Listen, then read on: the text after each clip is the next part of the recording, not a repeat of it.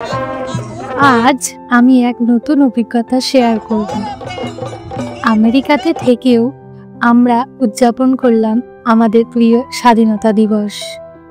দিনের শুরুতেই ছিল পতাকা উত্তোলন। পতাকা উপরে উঠতেই চারপাশে সবাই বলে উঠল জয় হিন্দ।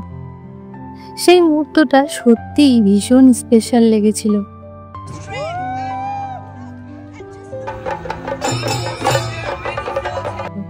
তারপর শুরু হলো প্যারেড। এই প্যারেড ছিল দিনের সবচেয়ে বড় আকর্ষণ। ভিন্ন ভিন্ন রাজ্যের মানুষ তাদের নিজের পোশাক, নাচ আর সঙ্গীত নিয়ে হাজির হয়েছিল। পাঞ্জাবের ভাংড়া, গুজরাটের গরবা আর বাংলার সংস্কৃতি সবকিছুই একেবারে ছোট্ট ভারতের এক ছবি।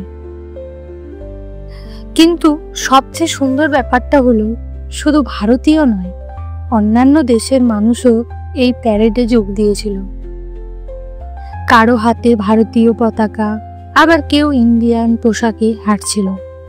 দেখে মনে হচ্ছিল স্বাধীনতার আনন্দ শুধু ভারতে নয়, এটা সবার।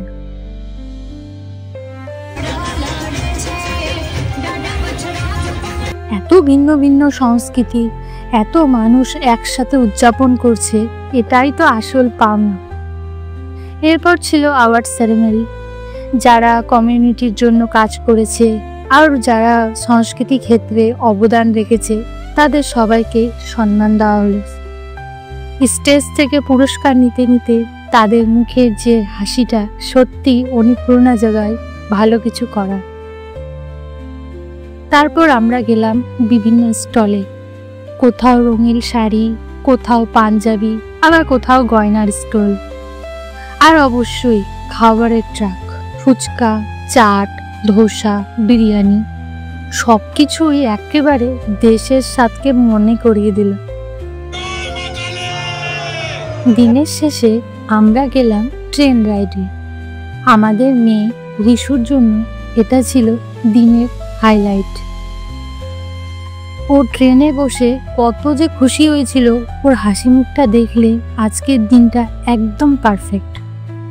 সত্যি বলতে আমেরিকাতে থেকেও এইভাবে স্বাধীনতা দিবস পালন করব, এটা আমাদের জন্য ভীষণ গর্বের। দেশ থেকে এত দূরে থাকলেও এই উদযাপন আমাদের মনে করিয়ে দিল আমরা সবাই একসাথে, আর আমাদের শিকড় সবসময় ভারতের সঙ্গে যুক্ত। जय हिंद, वंदे मातरम।